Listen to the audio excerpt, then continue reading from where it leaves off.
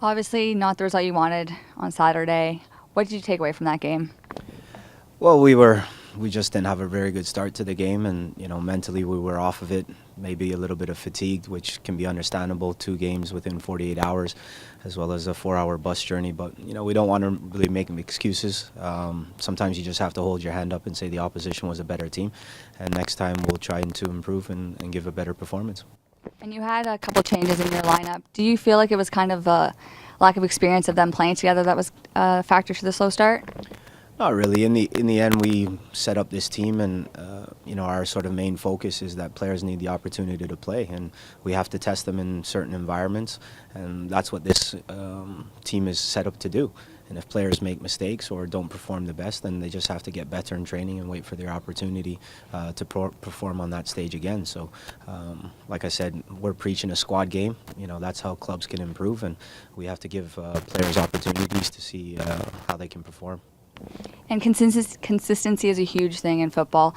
How do you maintain it and manage it going forward?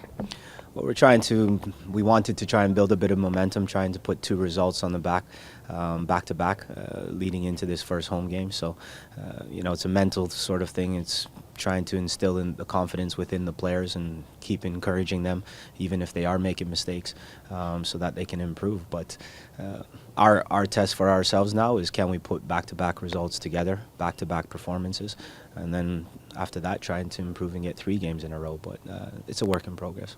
And the 8-game road travel is finally done. You're back home. You're playing Rochester, who you have played before. Any adjustments going into this one? Yes, we continue to analyze them from the last time we played them. As we mentioned before, we thought we did a good job against them. It was just sort of a lack of concentration at the end that gave up the points for us. But we're pretty confident that we can perform again against them. They're a very good team. They got some experienced players, but we're looking forward to the challenge. We're looking forward to playing a home game on grass, which is always nice as well. So, yeah, looking forward towards the game. You talked about encouraging the players. How do you focus on getting? You guys lost on the weekend, then you won against St. Louis, and you lost against Louisville. How do you focus on looking at the positives out of 2 negatives?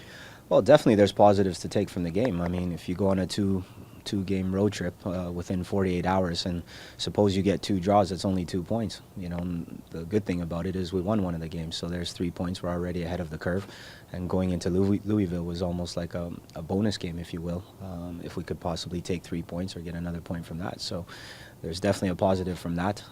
You can see the character from the game on Thursday night against St. Louis to go down 1-0 within 30 seconds, I think it was a bit discouraging for the players, but the strength of character that Alex Bono showed, as well as the rest of the players, to turn that result over, and the performance was fantastic. So for me, those are all positives to look forward to. Like I said, Louisville was a better team on the day, so we hold our hands up, and we weren't good enough, but they were better. So we take it in stride, and we move towards Rochester at the weekend. Mirabelli, he was named to the USL Team of the Week from the bench. How would you rate his performance during the week? I thought he did well. His work rate was fantastic on both sides of the ball.